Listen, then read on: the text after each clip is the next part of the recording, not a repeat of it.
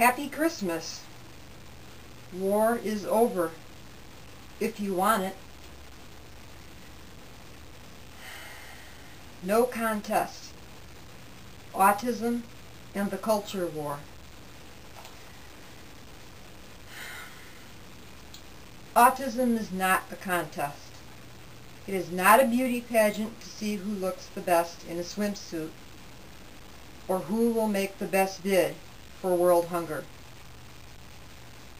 It is not a Vietnam, that is a political war to be fought battle after battle in vain between the quote-unquote curbies and the quote-unquote neurodiverse.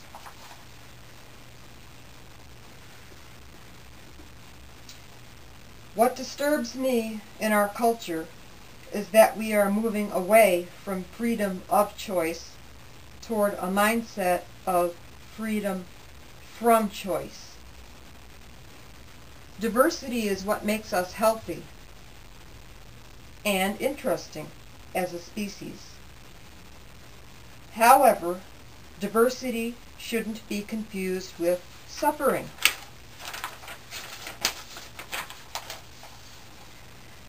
I know something that goes unrecognized both with people on and off the autism spectrum is that someone like me with asperger+syndrome can have crippling hyperacusis and resulting phobia. This leads to chronic anxiety and total dependency financially and emotionally. No matter where one is on the spectrum, they can really suffer to the point of total dependency.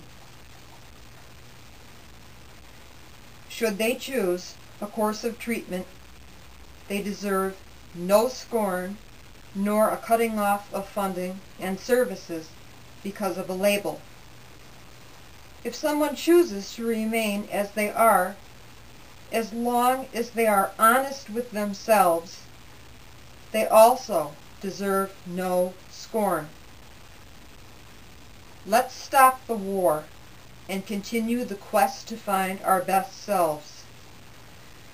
The final nail in the coffin is that I am quote unquote high functioning enough to realize that my life is passing me by. We have a second mortgage on our house due to the therapies I am doing. But to remain as I am, for me, would be a recipe for eventual institutionalization. This is one belief, my belief. No one age group or belief should be the face of autism. You can't contain a life in a soup can and stamp a label on it any more than you can take a continent of people of many ethnic, religious, and diverse nationalities and stamp a label on it either. A good example of this is Africa.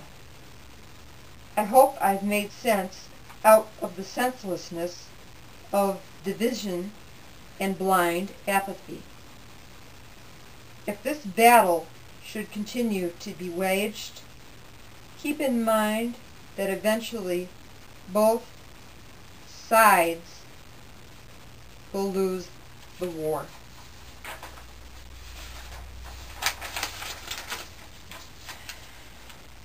Generalization benefits no one. Diversity is what makes for equality. Though we each have varying opinions about autism, its cause, treatments, vaccines, and lifestyle, we are all voices in the autism chorus. If we scream over the top of one another, who will hear the spectrum comprised of our voices? What will we ultimately choose to teach the next generation? Even if they cannot speak, they're listening. They hear you.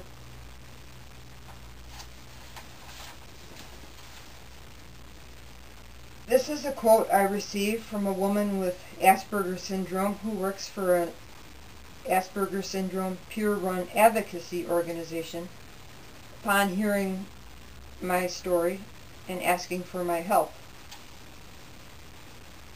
Quote, "You have stretched our definition of Asperger's." And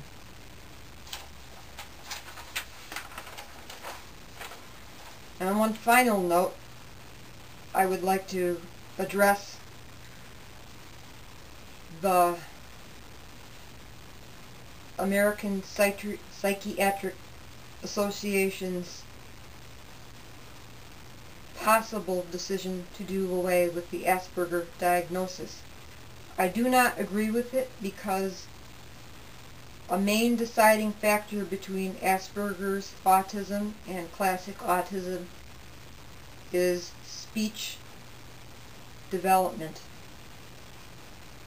In Asperger syndrome, an individual usually speaks, if not early, then on time, as where more classically autistic individual has delays in the area of speech and communication.